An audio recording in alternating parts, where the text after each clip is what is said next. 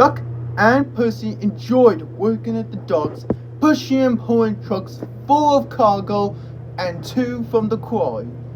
But one morning, the engines were exhausted and the dockyards were busier than ever.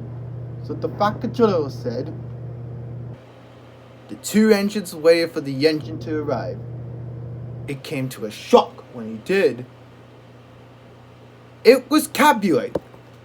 Capulet was a very devious diesel to himself. Two engines, especially Doug, had not worked with diesel for a long time. And when he said that he meant that he would bump some trucks extra hard, Percy and Doug were horrified. They did not trust the diesel at all. They refused to work and would not leave their sheds. The factotum was enjoying his tea and iceberg when the telephone rang.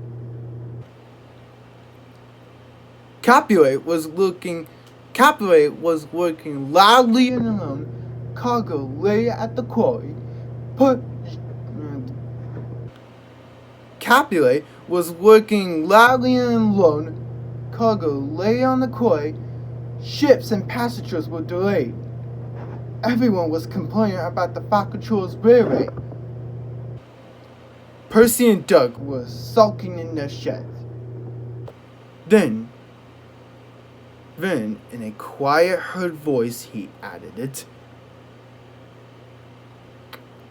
So Percy and Doug went back to work. Went back to work. The next morning, things were no better.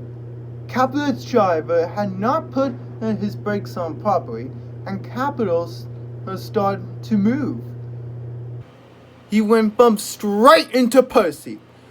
Percy had an awful fright. And he didn't even say sorry to Percy.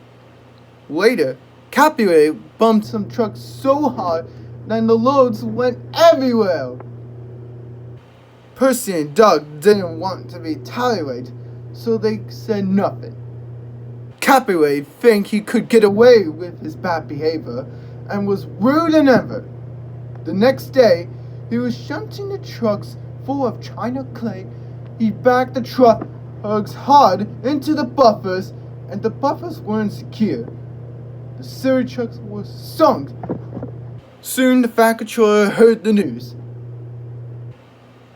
The trucks were hoisted safely from the sea, but the clay was lost. The factotum spoke severely to Capulet. Whistling cheerfully, they puffed back to work, and while Capulet slowly away to the other railway.